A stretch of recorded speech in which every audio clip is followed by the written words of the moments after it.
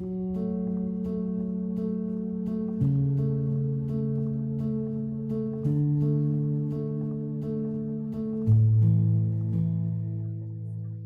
하나라도 해당된다면 이 영상 꼭 끝까지 보세요.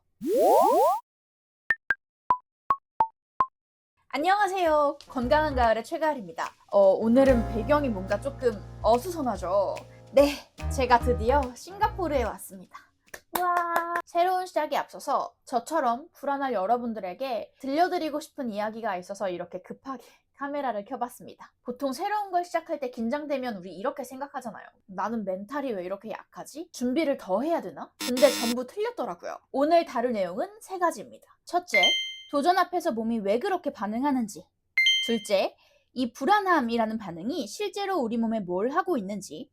셋째, 그렇다면 우리가 뭘 해야 하는지. 이 3가지를 모르면 몸이 보내는 가장 좋은 신호를 우리는 영원히 눈치채지 못할 거예요. 밤에 누우면 내가 거기 가서 적응 잘할 수 있을까? 뭐 이런 생각도 수십 번 들고요. 잘 준비하다가도 나 그냥 가지 말까? 다 그냥 엎어버릴까? 이런 생각도 진짜 많이 했어요. 보통은 이걸 불안이라고 부르잖아요. 정신력이 약해서 그렇다고. 근데 찾아봤더니 사실은 반대더라고요. 긴장해서 못하는 게 아니라 몸이 무언가를 하려고 준비하고 있는 거였어요. 우리의 몸에는 2가지의 스트레스 반응이 존재합니다. 만성 반응과 급성 반응. 만성 스트레스는 이전 영상에서도 다뤘죠. 코르티솔이 계속 높은 상태. 이건 몸을 망가뜨립니다. 그런데 급성 스트레스는 완전히 달라요. 새로운 도전 앞에서 심장이 자꾸 뛰거나 손에 땀이 나고 집중력이 갑자기 확 올라가는 상태. 이게 급성 반응이거든요. 그 얘기는 뭐냐면 몸이 평소보다 더 많은 혈류를 근육과 뇌로 보내고 있다는 거예요. 산소 공급량을 올리고 반응 속도를 높이고 모든 감각을 예민하게 만들어서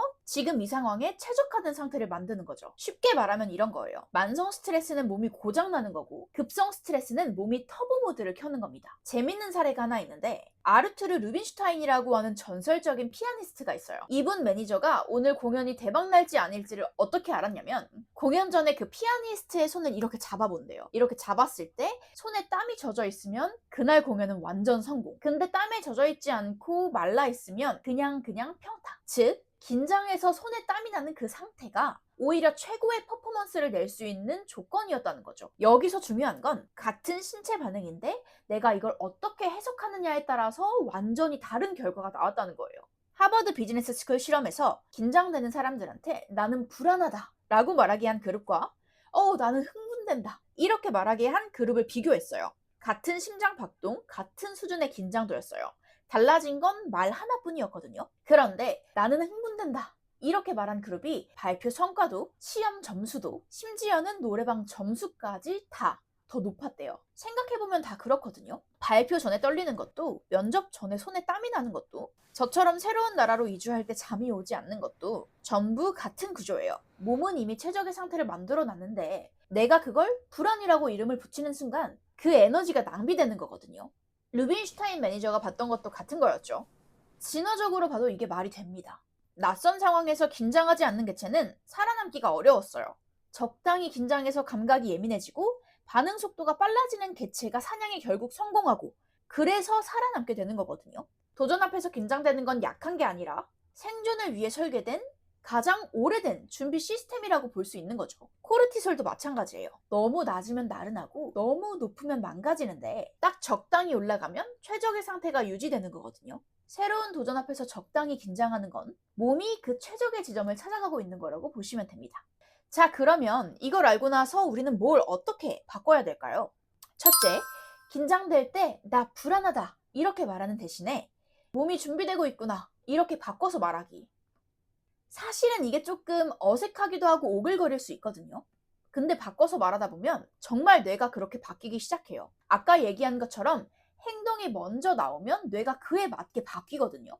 말에는 정말 힘이 있다고 해석을 말을 바꿔서 하다 보면 같은 심장 박동, 같은 수준의 떨림인데 우리는 이걸 불안함이라는 대신에 에너지로 쓸 수 있습니다. 둘째, 새로운 걸 시작할 때 몸이 불편한 걸 당연하다고 생각하기.